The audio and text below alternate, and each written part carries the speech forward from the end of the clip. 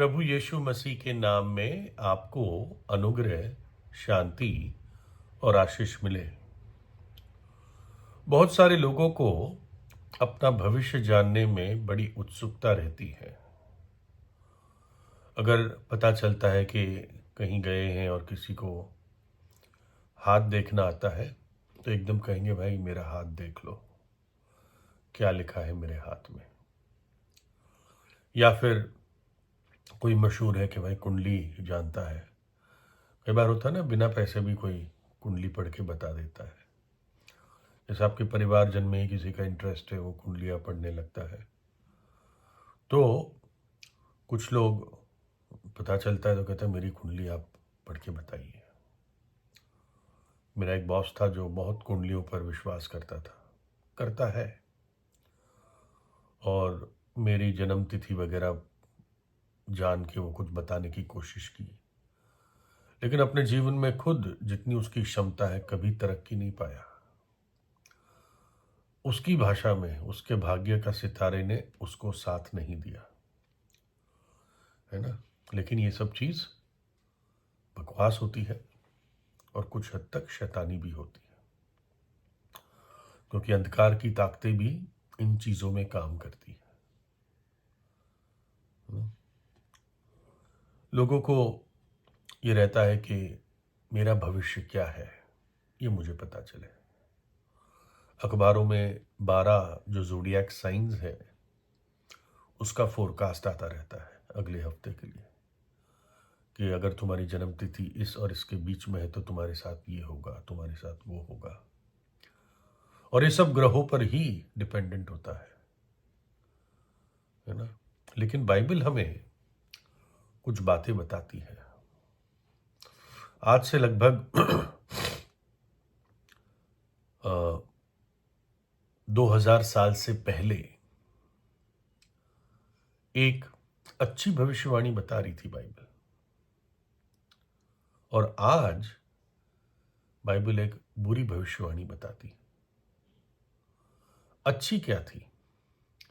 अच्छी ये थी जो पुराने नियम में लिखा था कि इस जगत में एक उद्धारकर्ता आएगा। ऐसा उद्धारकर्ता जो जगत को बचाएगा,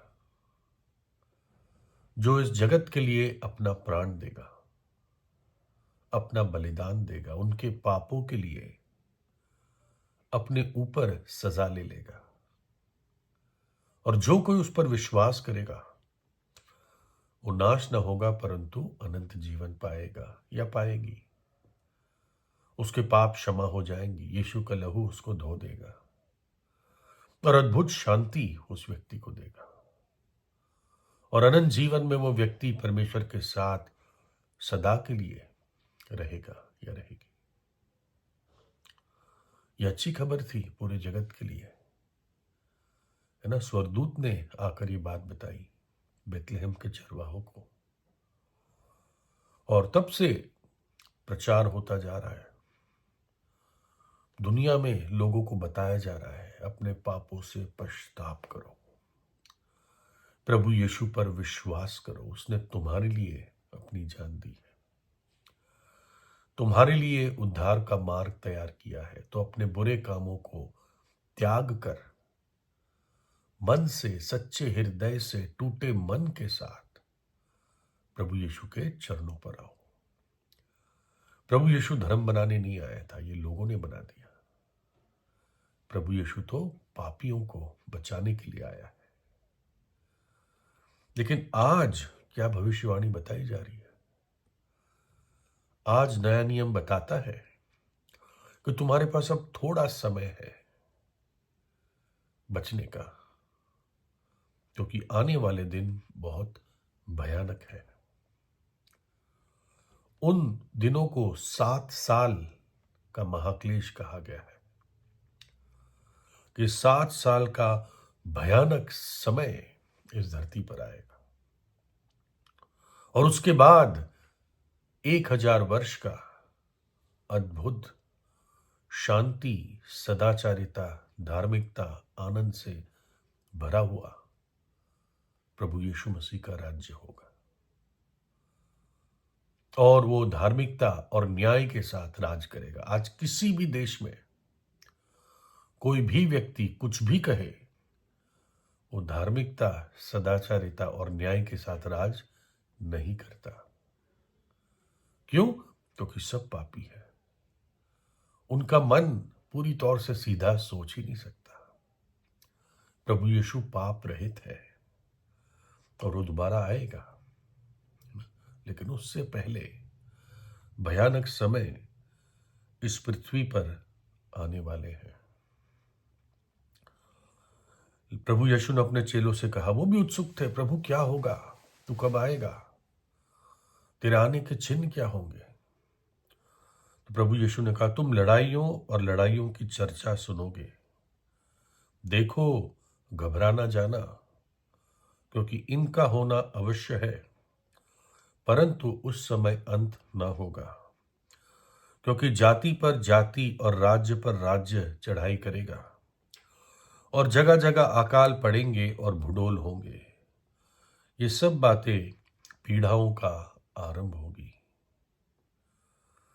ये महाक्लेश 2 भागों में बांटा गया है, पहले 3.5 वर्ष और दूसरे 3.5 वर्ष। और एक बहुत बड़ा युद्ध आखिरी 3.5 वर्ष में होगा। और एक व्यक्ति जिसको बाइबल मसीह विरोधी बता के संकेत देती है, वो उठेगा। और वो जो मध्य एशिया में आज युद्ध हो रहा है, इजराइल और गाजा के बीच में, पैलेस्टाइनियंस के बीच में, जिसका हल किसी को नहीं दिख रहा, वो वहां पर शांति लाएगा। लेकिन वो शांति धोखे की होगी, क्षणित होगी। और जब वो पहले 3.5 वर्ष खत्म हो जाएंगे शांति के, तब वो कहेगा, मैं ईश्वर हूं, मेरी पूजा करो। और दुनिया भर के लोग उसके पीछे जाएंगे। उदाहरण देख लीजिए आप, जैसे इलॉन मस्क है, बहुत ही अक्लमंद, इंटेलिजेंट, हाई आईक्यू वाला व्यक्ति है, बहुत सारे लोग उसको सपोर्ट करते हैं। वैसे ही मसीह विरोधी अपने चमत्कारों और चिकनी चुपड़ी बातें करके, ये शांति की वाचाएं बना के लोगों को भरमा लेगा, लेकिन वास्तव में वो शैतान देधारी होगा। और जो उसकी उपासना नहीं करेंगे, उनको वो मार डालेगा। पूरा मशीनरी बनेगा दुनिया भर कि जो भी उसका चिन्ह नहीं लेगा, है ना, वो मार दिया जाएगा। और ये मुख्य रीति से आखिरी 3.5 वर्ष में होगा। पूरी दुनिया पर बड़ी तबाही आएगी। इजराइल बहुत मुश्किल में आ जाएगा। देश देश उसको चारों ओर से घेर लेगा। बहुत बहुत खून बहेगा, क्योंकि परमेश्वर का न्याय इस पृथ्वी पर आने वाला है।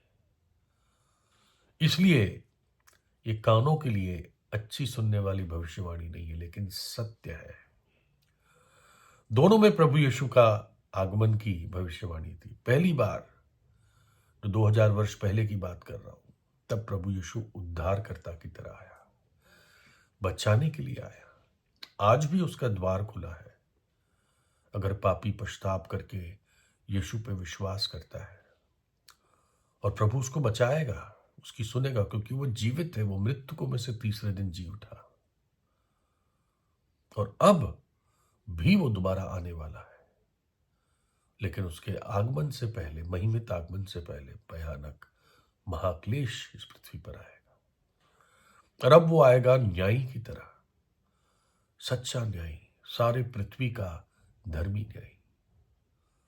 और इसलिए जो उसकी वाणी को, वचन को, आज्ञा को टालेगा कि पश्चाताप करो, जो प्रभु यीशु के प्रेम को ठुकराएगा और अपने पापों में मर जाएगा, उसके लिए कोई रास्ता नहीं है। उसके लिए सिर्फ नरक ही नरक है। इसलिए हर व्यक्ति अपने ही स्थान में, अपने ही हृदय में अपने पापों से पश्चाताप करे, प्रभु यीशु को अपने हृदय में बुलाए, और आने वाले प्रकोप से बच जाए, क्योंकि परमेश्वर हर मनुष्य को हर जगह आज्ञा देता है कि वो मन फिराए।